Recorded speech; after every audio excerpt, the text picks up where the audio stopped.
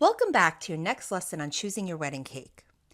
Your wedding cake is going to be something that you choose once all the decisions about your reception decor and your dress style have been made.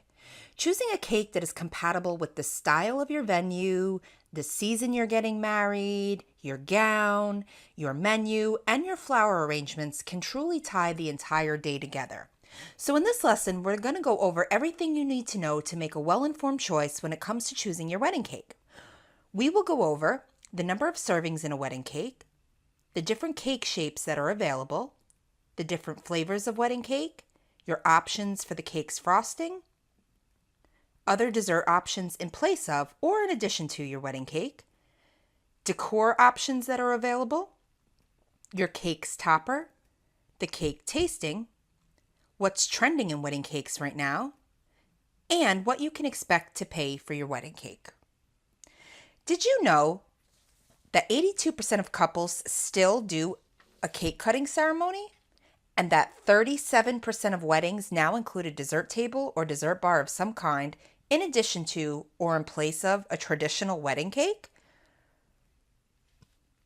One important element that most couples often overlook when they are ordering their cake is the number of servings. I cannot begin to tell you how much cake is always left over at the end of the night that is either thrown away or given away, because you have to remember, not everyone eats the cake, and those that do often only eat half of the slice served to them. Now, as you can see here from the infographic, wedding cake slices are generally cut smaller than a traditional sheet cake slice would be, whereas wedding cake slices are traditionally cut into 1-inch by 2-inch slices instead of the traditional 2-inch by 2-inch slices you would see at, say, a birthday party. And the reason for this is that not everyone eats cake, or they may only take a few bites of it and a lot gets wasted and thrown out. It's much more economical to cut them in smaller pieces, and if someone would like a second piece, they can help themselves. Keep in mind, a wedding cake is generally not that expensive until you start adding layers and decor. Once you have an approximate idea of how many guests you'll be having, then you can get an idea based on the shape that you would like, approximately how big and how many layers you will actually need to feed your guests. For example, if I planned on having, let's say, 100 people at my reception and I wanted to have a round-shaped cake, I'd most likely get a 6, 8, and 10-inch cake, which would give me 80 servings, keeping in mind that not everyone stays or will want a piece of cake. But hey, who doesn't love some leftover cake? If you're unsure of how many servings you'll need, 3/4 of your guest list number is a good rule of thumb when ordering your cake. Also, you'll want to ask your baker or caterer to cut your cake slices into 1-inch by 2-inch pieces as opposed to the 2-inch by 2-inch slices to increase the number of servings and avoid any waste. So now that you understand a little bit more about the serving sizes and how much cake you'll need, let's go over a dozen or so different shapes of cakes available for your wedding. But keep in mind, the more elaborate the shape, the more it's going to cost. First, we have your traditional round shape. There's the heart shape, pillow shape, square shape, hexagon shape, scalloped shape, topsy-turvy shape, diamond shape, rectangle shape, teardrop shape, octagon shape, star shape, and last but not least, oval shape. Now that you know more about some of the different shapes of the cake available, let's move on to my favorite part, and that's the cake tasting and the different flavors available to you. When it comes to making your decision on the flavor of the cake, if you thought you had your work cut out on picking a shape, here's where the options are really endless. So let's break down the top 20 most popular flavors to give you a few ideas. We have chocolate, white vanilla bean, strawberries and cream, tiramisu, carrot cake, lemon, marble, red velvet, chocolate chip, lemon poppy seed, cookies and cream, pineapple, cheesecake, white raspberry cream, pistachio, coconut, almond, devil's food, banana, and Oreo. Okay, seriously. Is your mouth watering yet? Because I know mine is. Hopefully at this point you kind of have an idea of the shape and flavor of the cake that you want. But now let's go over my favorite part, and that's the cake's filling. So let's go over a list of the most popular fillings first. We've got vanilla custard and German chocolate, chocolate custard and strawberry mousse, cannoli cream and whipped cream with fruit, chocolate pudding and custard with fruit, vanilla pudding and Bavarian cream, chocolate mousse and apricot, cream cheese and apple, raspberry mousse, bourbon and mocha, cookies and cream, and salted caramel.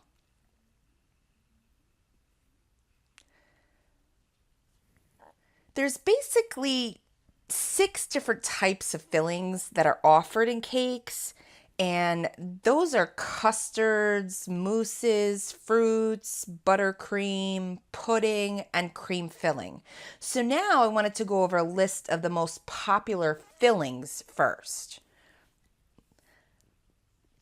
Now, if you're a fruit fan like myself, there are some of the most popular fruit fillings available for your wedding, like fresh strawberries, bananas, pineapples, peaches, blueberry preserve, peach preserve, strawberry preserve, mango jam, lemon curd, lime curd, and passion fruit.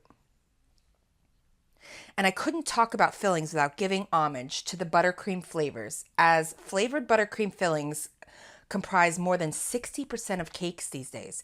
So if you're looking to go the buttercream route, here are a few ideas to make you salivate.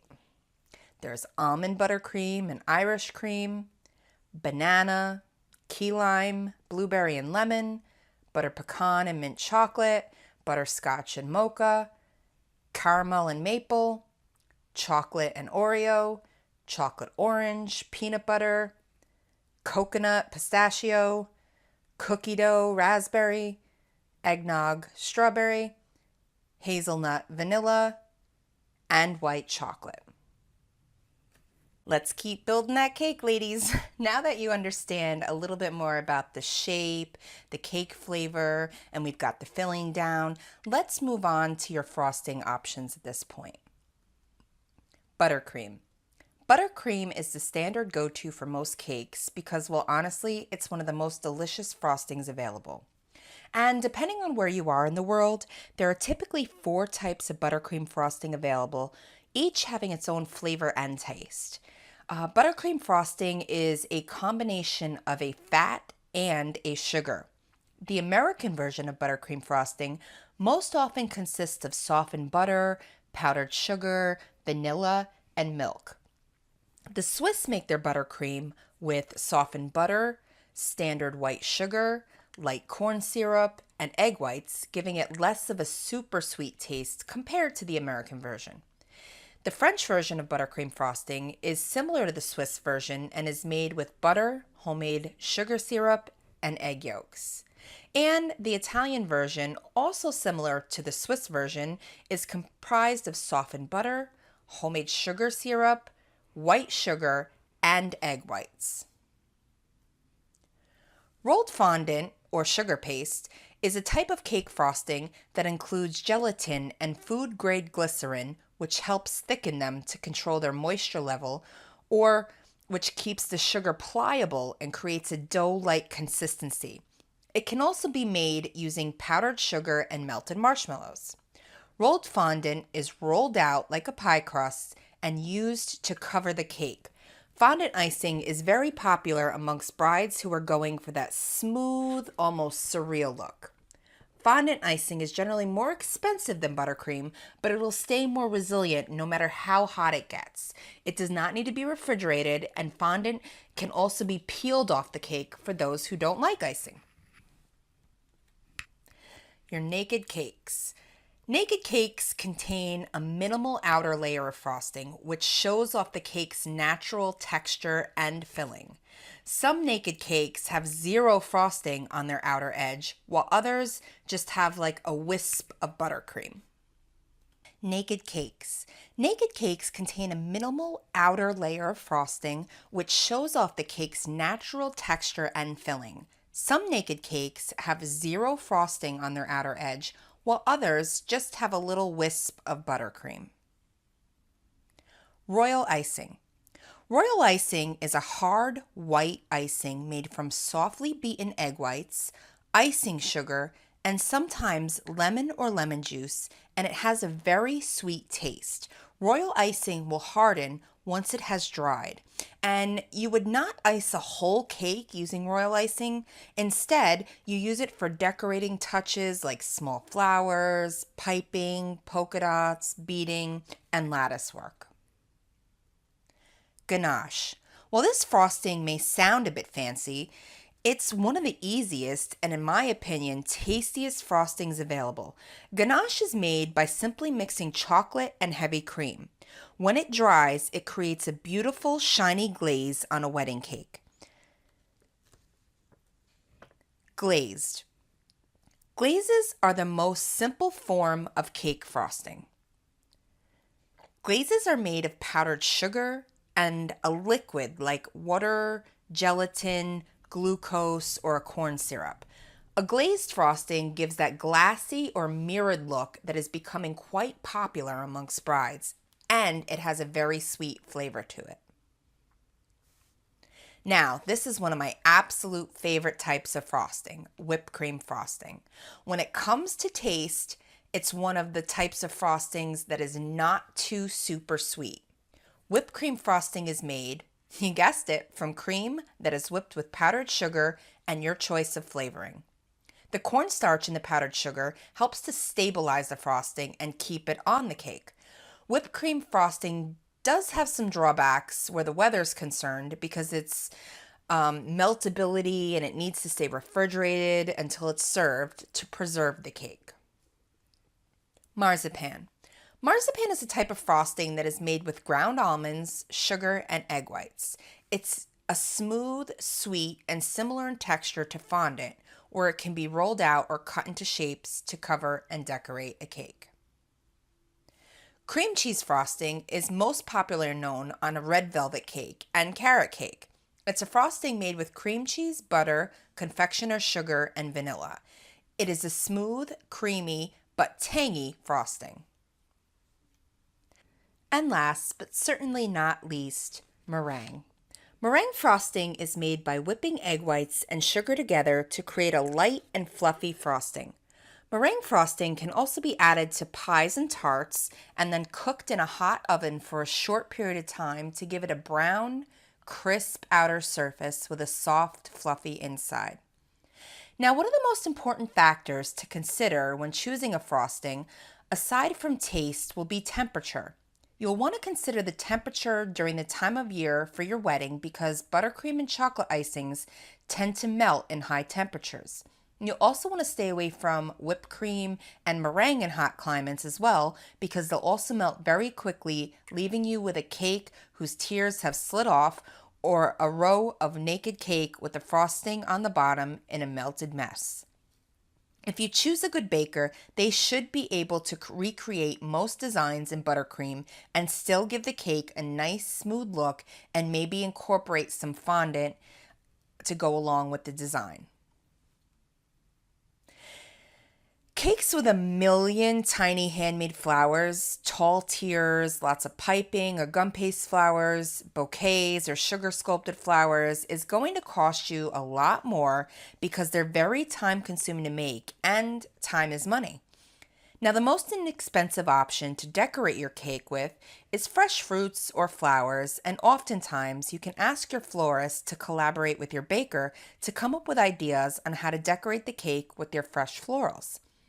And the most expensive options for decor include delicate gum paste or sugar paste flowers that are constructed one petal at a time, just like marzipan fruits and chocolate molded flowers.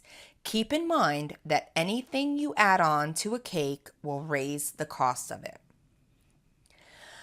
I don't know about you, but with all these decisions, it looks like this is a pretty good option to me. A very basic bride and groom wedding cake topper is usually given out compliments of the baker. However, if you're looking for a more modern or custom cake topper, you'll need to do a little research to find one that you absolutely love. One of my favorite places for you to choose a wide variety of cake toppers is couplesoncakes.com. Again, that's couplesoncakes.com. Their wedding cake toppers are not only affordable, but they have a wide variety to choose from, like funny ones, sports, ethnic, pets, LGBT, animals, monogrammed, and customizable. So now let's go over the average cost of cake per serving. Wedding cake is usually priced by the slice, and as you can see, ranges anywhere from, let's say, $2 to $12 per slice. Remember, the more complicated the cake, like intricate decor, outrageous shapes, or hard to find fillings, obviously, the higher the price tag is going to be. Now, if you're one in a million bride or groom that just doesn't like cake, don't worry. It's not a rule that you have to have one. And it's sadly becoming less and less popular each year with the vast array of dessert options available for weddings. So if you're one of those bride or grooms whom have decided against a traditional wedding cake, have no fear, there are plenty other options out there, like cookie shots or macaroons, ice cream sundae bars or cake pops, mini pies and cupcakes, s'mores or a candy buffet, cinnamon rolls or dipping dots, dessert shots and whoopie pies, waffle sundaes and mini bundt cakes, donuts and donut holes and petit fours, and cookie bars and towers of cheese. Well, there's certainly a lot to think about when you're choosing your wedding cake, but let's not forget the number one factor when it comes to the cake, and that is the flavor. No one likes a dry, dense, or flavorless cake, so it's important that before you make your decision, if you don't have a bakery that you use for all of your cakes and are familiar with them and the taste of their product, you ask to sample some different cakes before you sign a contract so you have an idea of what the cake tastes like. Well, there's certainly a lot to think about when you're choosing your wedding cake, but let's not forget the number one factor when it comes to cake, and that's its flavor. Nobody likes a dry, dense, or flavorless cake, so it's important that before you make your decision, if you don't have a bakery that you use for all of your cakes and are familiar with and the taste of their product, that you ask to sample some different cake types before you sign a contract so you have an idea of what their cake might taste like. While the exterior of the cake may look beautiful, does all that matter if the cake just doesn't taste good? Tasting samples of a baker's cake before deciding on your choice is a must for all couples. A cake tasting gives you the opportunity to sample multiple cakes and icing flavors. But the question becomes, does the baker offer a complimentary tasting or do they charge a fee?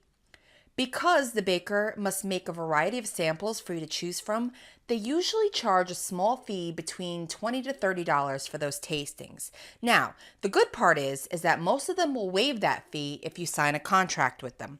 Remember, they must bake and prepare those samples as well as spend their time discussing all of your details with you in order to create a cake for you that meets your taste, style, decor, and budget options. So when you're setting up your cake tasting, be sure to ask the vendor how long the cake tasting will be. Most cake tastings take between 1 to 2 hours to allow you to taste both the base or the sponge of the cake, the filling, as well as the icing. I always advise my clients to not make the mistake of not eating before they go to a cake tasting. Most people have the misconception that they'll be filling up on cake, so they shouldn't eat anything beforehand to make sure that they have room for all of the cake. However, most people forget that an empty stomach can obscure your palate and leave you lightheaded from a sugar high. So even if it's a little snack, you should definitely not go to a cake tasting on an empty stomach. Also, you want to make sure that you ask for a glass of water to not only cleanse your palate in between tastings, but it'll keep you hydrated while you ingest all of that sugar. And last but certainly not least, you'll want to make sure you have your list of questions with you to ask your baker to make sure that you know all the most important details in order to choose the best one. And to help make sure that you get all of the most important questions answered, I have a great little question sheet for you underneath the download section that you can print out and take with you.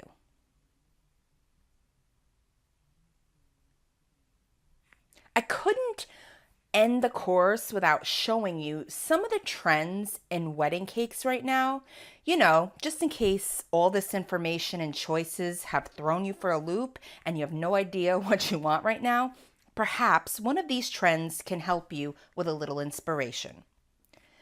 There's the brushstroke and celestial cakes, watercolor and hand-painted flowers, gold leaf and geometric, metallic ombre and succulent, marble and geode,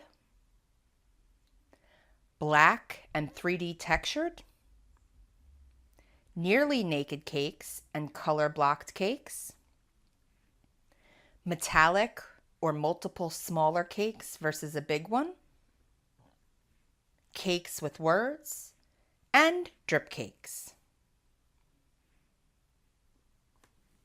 Some other trends in wedding cakes right now are bite-sized cakes, hand-painted confections, and some popular flavors are lemon and lavender, banana and caramel sea salt, yellow butter cake with fresh peaches, hibiscus berry, devil's food berry, and vanilla and ginger buttercream.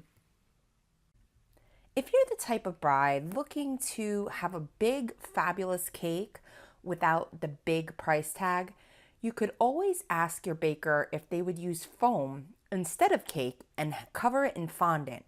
I've even seen foam tiers that have just one real slice that you can actually cut out to make look real.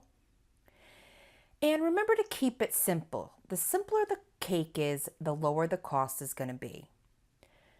Skip the fancy cake table. Dressing up your cake table is not necessary and can save you some serious money on decor costs.